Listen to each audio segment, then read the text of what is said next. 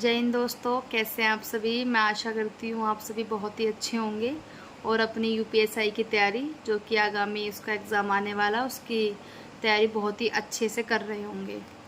तो मैंने आप सबकी मदद के लिए, या मतलब थोड़ी बहुत आपकी हेल्प हो सके मेरे थ्रू, तो उसके लिए मैंने एक सीरीज़ स्टार्ट किया आज से।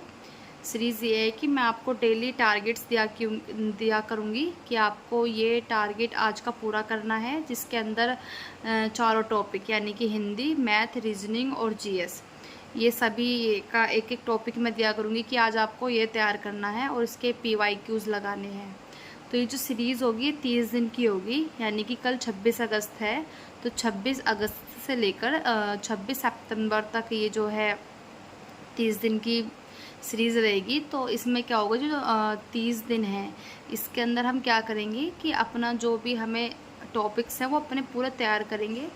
तो जब हमारा 30 दिन के बाद लगभग 80% सिलेबस कंप्लीट हो जाएगा, तो हम जो आगे मतलब बचा है पढ़ने के लिए वो तो पढ़ेंगे ही पढ़ेंगे। बाकी जो हमने 80% पढ़ लिया है उसके थ्रू अपने मॉक टेस्ट लगाएंगे, ताकि हमें ये पता चले कि हमने जितना पढ़ा है क्या वो यूज़फुल हो रहा है, क्या उसके थ्रू हम जो है अपने नंबर ला पा रहे हैं अच्छे, या नहीं ला पा रहे हैं। तो उसका क्या है, हमारा हमें साथ के साथ वो होता चलेगा कि हाँ हमने कितना पढ़ा और हमें उसमें से कितना याद रहा। तो इसलिए पहले 30 दिन की वीडियो रहेंगी, जिसमें कि आपको मैं डेली का टारगेट दिया करूँगी और आप उसको पूरा करना। तो आज का टारगेट मैंने बना दिया है, मैं आपको बता देती हूँ कि क्या क्या इसमें आपको कल यानी कि 26 अगस्त को क्या क्या चीज़ें करनी है। आप ये टॉपिक मतलब ये जो टारगेट है इसको फॉलो करना, ये आपके लिए हेल्पफुल रहेगा बहुत ज़्यादा। तो मैं बता देती हूँ आपको कैसे कैसे क्या करना है। तो दोस्तों, ये जो टारगेट है वो कल से स्टार्ट होगा, यानी कि 26 अगस्त से स्टार्ट होगा, और ये टोटल जो होगा 30 दिन का होगा। ये जो भी सीरीज़ होगी 30 डेज़ की सीरीज़ होगी। तो इसमें हम क्या करेंगे, अपने टॉपिक्स हैं वो तैयार करेंगे। उसके बाद जब अगले 30 दिन आएंगे तो हमने जो ये 80% हम सिलेबस कंप्लीट कर चुके होंगे उसके मॉक लगाएंगे, और जो बाकी 20% हमारा सिलेबस बचेगा उसको हम उसकी प्रिपरेशन करेंगे आगे। तो ये टारगेट मैं बता देती हूँ आपको किस तरह से करना है। और ये वीडियो जो है डेली आया करेगी, डेली शाम को मैं 9 बजे इस पर डाल दिया करूँगी, क्योंकि मैं अपनी जॉब से, जो मेरी सब इंस्पेक्टर की जॉब है, उससे 9 बजे तक ही फ्री हो पाती हूँ। तो 9 बजे के बाद मैं ये वीडियो डाल दिया करूँगी डेली। तो आप नेक्स्ट अर्ली मॉर्निंग ये देखकर अपना जो टारगेट है वो पूरा कर लिया करना। तो जो आज का मतलब कल के लिए टारगेट है वो ये है कि हम हिंदी से स्टार्ट करते हैं। हिंदी में कल आपको जो संज्ञा पढ़ना है उसके साथ साथ सर्वनाम पढ़ना है। ये दोनों टॉपिक्स तैयार करके आप इनकी क्वेश्चंस भी लगा सकते हैं। और इसके साथ क्या करना है, वोकैब वाले पोर्शन में आपको कल 10 पर्यायवाची याद करने हैं, यानी कि जो 10 शब्द हैं उनके पर्यायवाची क्या क्या हैं वो याद करने हैं।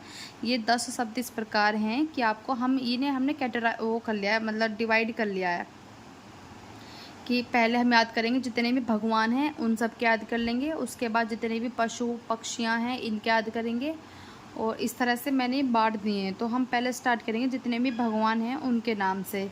तो हम याद करें, आपको याद करना है कल शिव के, इंद्र के, विष्णु, सरस्वती, लक्ष्मी, गणेश, अर्जुन, राम, कृष्ण, सीता। कल आपको ये जो 10 शब्द हैं इनके पर्यायवाची याद करने हैं। तो इनके देखो कुछ पर्यायवाची ऐसे हैं जो कॉमन है, जैसे कि शिव का है शंभु भी कह देते हैं, रुद्र भी कह देते हैं, महादेव भी कह देते हैं। तो जो कॉमन नेम है जो सबको पता है वो तो आप अगर क्वेश्चन में आएंगे भी, मतलब क्वेश्चन इस तरह का आया भी तो आप टिक कर लेंगे। तो ऐसे इनके पर्यायवाची जो ज़्यादा कॉमन नहीं है आपको उन पर ज़्यादा फोकस करना है। तो इस तरह से आप 10 ये याद करेंगे। उसके बाद क्या करने हैं, आपको 30 तत्सम तद्भव याद करने हैं, ठीक है, और 50 विलोम शब्द याद करने हैं। तो कल आपको ये करना है, ताकि 50 विलोम शब्द इसलिए ताकि 10 दिन के अंदर हम 500 विलोम शब्द याद कर लें। उसके बाद और भी पोर्शन बचता है शब्द ज्ञान के अंदर, जैसे कि वन वर्ड्स हो गए, मुहावरे, लोकोक्तियाँ हो गई। तो हम उसके बाद उस पर चलेंगे पहले, इसलिए मैंने ये 50 रखे हैं, ताकि 10 दिन के अंदर हम 500 शब्द याद कर सकें विलोम के। और वो विलोम जो है इतने हार्ड भी नहीं होते, ईजिली हमें याद हो जाते हैं। और जो साहित्य वाले पोर्शन में उसमें आपको करना है साहित्य अकादमी अवार्ड्स, ठीक है। ये स्टार्टिंग के 10 मतलब कि 1955 से स्टार्टिंग हुई थी देने के, जब ये दिए जाते थे। तो 1955 से लेकर 65 तक आपको याद करना है। कैसे याद करना है कि 1965 में इस लेखक को इस रचना के लिए साहित्य अकादमी अवार्ड मिला। तो इसी तरह आपको 55 से लेकर 65 तक हिंदी साहित्य जो साहित्य अकादमी अवार्ड्स हैं ये याद करने हैं। तो हिंदी में तो आपको समझ में आ गया होगा, ये तैयार करने हैं कि 2 टॉपिक्स के और सर्वनाम के। उसके बाद अब हम देखते हैं हमें मैथ में क्या तैयार करना है। तो जिनका मैथ ठीक ठाक है, जिन्होंने पहले से पढ़ा हुआ है मैथ, यानी कि यूपी पुलिस कांस्टेबल का एग्ज़ाम दिया होगा आपने, या फिर आप जिस भी एग्ज़ाम की प्रिपरेशन कर रहे हैं आपने उसके लिए मैथ पढ़ा होगा, तब आपको तैयार करना है परसेंटेज का टॉपिक। अगर आपने कभी भी मैथ नहीं पढ़ा इससे पहले और यूपीएससी के लिए आप पहली बार मैथ पढ़ेंगे, तो आप परसेंटेज से स्टार्ट मत करना। आप पहले सिंप्लीफिकेशन करना, उसके बाद मैथ में और टॉपिक से स्टार्ट करना। तो ये टॉपिक उसके लिए है मैथ का जिसने पहले से मैथ किया हुआ है, थोड़ा बहुत किया हुआ है, ठीक है। तो मैं ये समझती हूँ कि जिसने क्या होगा वो इसको करेगा, यानी कि आपको कल क्या करना है, परसेंटेज का टॉपिक तैयार करना है। क्योंकि परसेंटेज का टॉपिक थोड़ा सा बड़ा है, ऐसा नहीं कि आप इसको कल में ही पूरा कर लेंगे। तो आप इसके लिए 2 दिन का समय ले सकते हैं, यानी कि 26 और 27, इन 2 दिन में आप इसका जो परसेंटेज का टॉपिक है ये तैयार कर लेंगे अपना।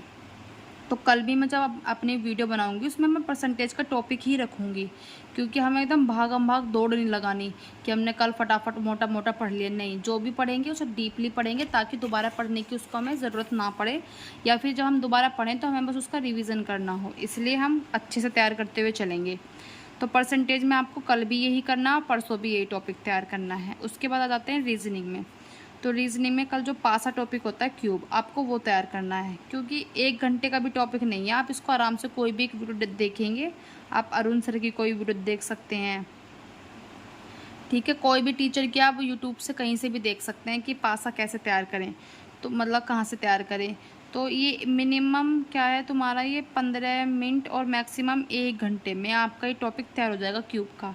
तो रीजनिंग में आपको कल ये वाला टॉपिक तैयार करना है, और ये टारगेट पूरा ही करना है आपको, ठीक है। ये नहीं कि बस देख लिया छोड़ दिया, नहीं।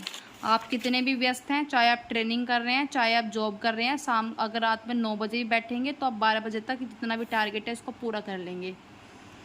तो और इसके लिए मैंने आज की वीडियो में बताया था कि एक पॉकेट डायरी बना लो, ठीक है। पॉकेट डायरी में ये सब लिखो, शब्द सारे।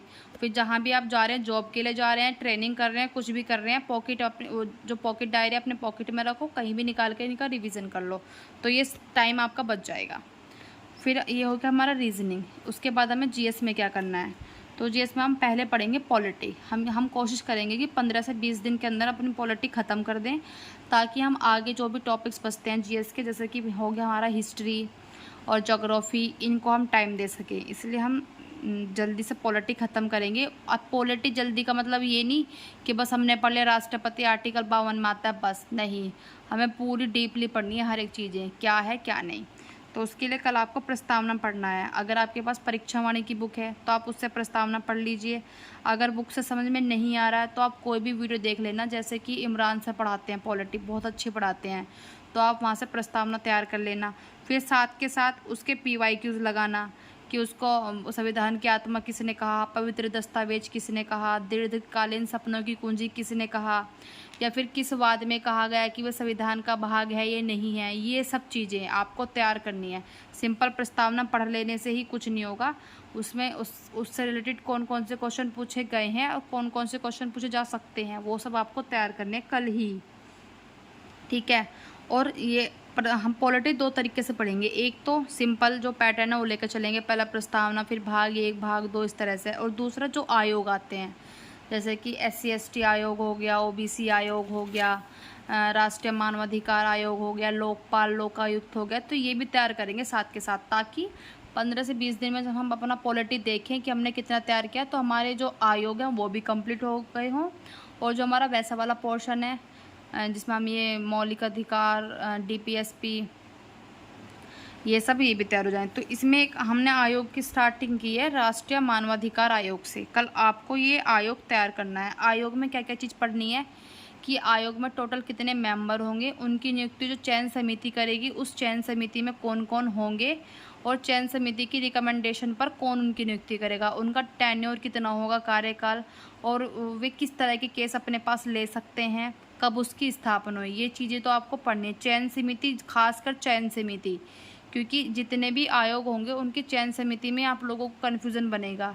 जैसे कि मान लें इसमें है, किसी के में गृह मंत्री शामिल है, विपक्ष के नेता शामिल है, किसी के में नहीं है। तो बहुत ही अच्छी तरीके से, जिस तरह से आप अपने माइंड में बैठा सके चीज़ें, उस तरह से तैयार करना। तो कल आपको ये आयोग तैयार करना है, और जब मैं कल वीडियो स्टार्ट करूँगी तो मैं हर एक टॉपिक से 3-3 क्वेश्चन पूछूंगी, जिसका आप कमेंट में आंसर देंगे।